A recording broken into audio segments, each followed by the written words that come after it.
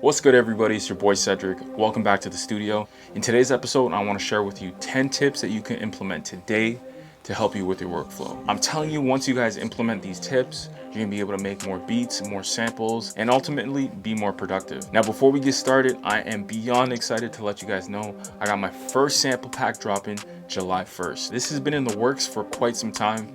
I just wanted to make sure I had the best samples available. So mark that in your calendar. I got some amazing samples to share with you guys. I can't wait to hear what you guys do with them. And lastly, if you haven't already joined the Sweet Scale fam, hit the subscribe button as well as the bell notification.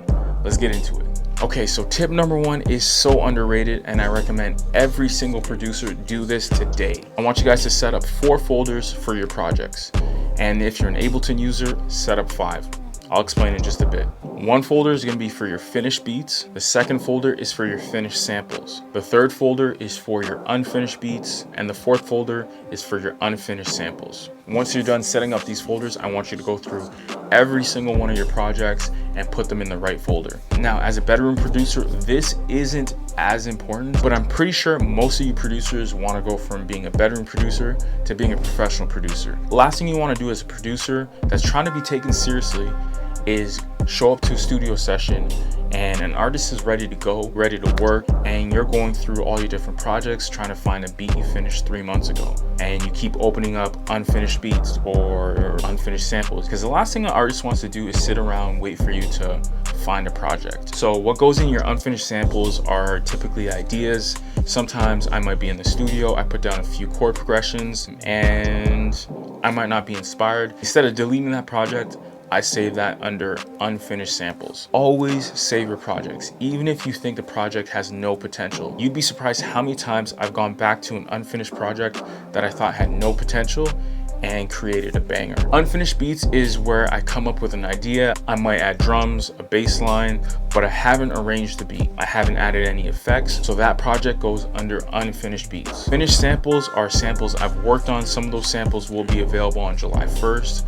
When I release my first sample pack, but I know all I need to do is add the bass, drums, and arrange the project. And finished beats are my projects that are completely done from start to finish. I've arranged the beat, I've added my effects, I've added my drops, all that good stuff. It's ready to go. So typically when you pull up to a studio session, you're gonna wanna open up your finished beats. If they want you to cook up from scratch or you're working with another producer, you can head into your finished samples. Now on your own time, you can go into your unfinished beats and your unfinished samples and work on those. Hopefully you can take a project from your unfinished samples and move that into your finished samples or your finished beats. Same goes for your unfinished beats. You want to be able to take those projects and put them into the finished beats folder. Tip number 2 is also universal, can be done on every DAW, and that is set up your template. Now for Ableton, the default template is 2 MIDI channels, 2 audio channels, and 2 sends and returns. I got rid of everything but a MIDI channel and a drum rack. The reason why I don't have any instruments in my template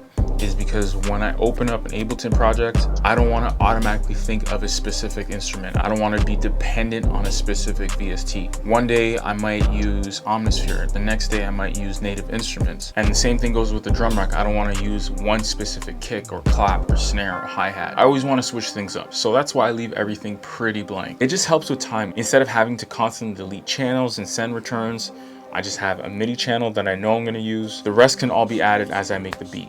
Tip number 3 is the easiest tip I'll recommend, and that is constantly hit Command S. I've had my computer crash a few times, but Ableton does a really good job of automatically saving the project. However, sometimes when I reopen the project, the preset I was using is gone. So in order to avoid this issue, I just constantly hit Command S. I'm saying like probably every 5-10 minutes I hit Command S. It just automatically saves the project. Tip number 4 is group your tracks. Now what I mean by this is if you have a stack of vocals, group those vocals together. If you have a stack of guitars, group those guitars together. I find this to be extremely useful. I got a project opened up right now and I have 3 different vocals, 2 different pads, and 3 different guitars. And instead of putting effects on every channel, I put effects on the group. For the vocal group, I have 2 different effects.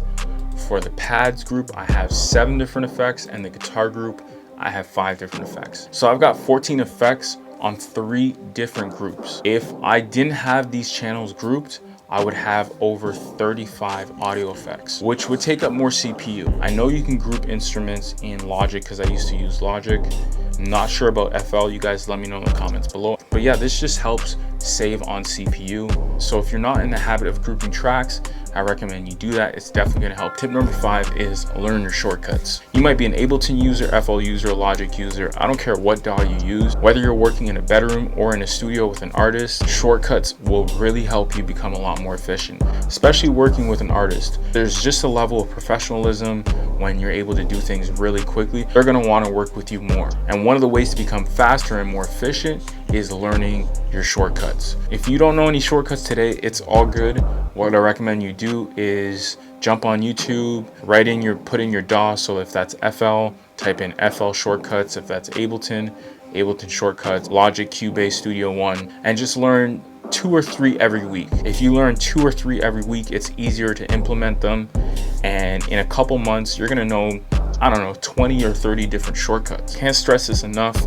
Learn your DAW in and out. And one of the best ways for you to learn your DAW in and out is learn as many shortcuts as possible. Tip number 6 is label every channel. This is gonna help you so much, especially when it comes to exporting your stems. These next few tips are more tailored to Ableton, but if you know how you can implement them in your DAW, drop a comment below. Whenever you bring a sample into Ableton, the default setting is to warp that sample, and the default warp mode is beats. My recommendation is that you change the default warp mode to complex. I found it really smooths out the sample, whether you're using a drum sample, instrumental, or vocals. So what you're gonna wanna do is head over to preference, head over to the record, warp, and launch tab, and under warp and fades, change the default warp mode to complex. That just saves you from having to constantly change every sample you bring into Ableton from beats to complex. The next tip is to utilize your collections folder. This is where you can save your favorite VSTs and effects. Using the collections folder can really help speed up your workflow. Instead of having to constantly go to the plugins tab, you can save your favorite VSTs and effects. If you take a look at my collections, I have my favorite VSTs, the native instruments folder, effects, waves, Arturia effects, and Arturia VSTs. Again, it just helps speed up the workflow. If I'm working with an artist, they want me to make a beat from scratch, I can choose one of my favorite VSTs. I don't have to go to the plugins tab. It's all there, really accessible and ready for me to use. I think we're on tip number 9. Remember when I said save 4 folders, and if you're an Ableton user, you want that 5th folder? That 5th folder is called Ableton folders, and that is where all these folders are stored. Now you might be wondering, why do I need extra folders when I have collections? Well, with collections, you can only store audio effects and VSTs. With these folders, you can save anything you want. I can save my favorite presets, samples, drum racks, instruments, you name it, whatever you want to save. And that's a great feature. I started doing this over the last couple weeks. Whenever I'm in the studio alone, I'll always make a brand new drum rack. But when you start working with artists in studio, you don't want to spend 5 to 10 minutes looking for a kick and a snare and a hi-hat. So I save those drum racks, and whenever I'm in the studio with an artist, I just upload those drum racks and I start cooking up right away. It just helps with the workflow, and it helps you look that much more professional. Even though that was tip number 9, tip number 10 is save all your favorite presets in these folders. Once again, once you're in the studio with an artist, which I'm hoping is your goal eventually, to start working with some of the top artists, if you can have a better workflow because you save your favorite instruments, your favorite drum racks, your favorite kicks, your favorite snares, even your favorite effects chain can all be saved in these folders. Like I said, I like to go searching for new sounds constantly, but when I find a great one, I save them in these folders. Now, when it comes to folders and collections, I don't know if that can be done in Logic Pro or FL Studio, but I mean, hey, that's one of the reasons why I choose Ableton. So I know I said I'm going to give you guys 10 tips, but I got a bonus tip, and I'm pretty sure this can be done in FL, Logic, and Ableton, and that is use your send and returns. This is something I just learned.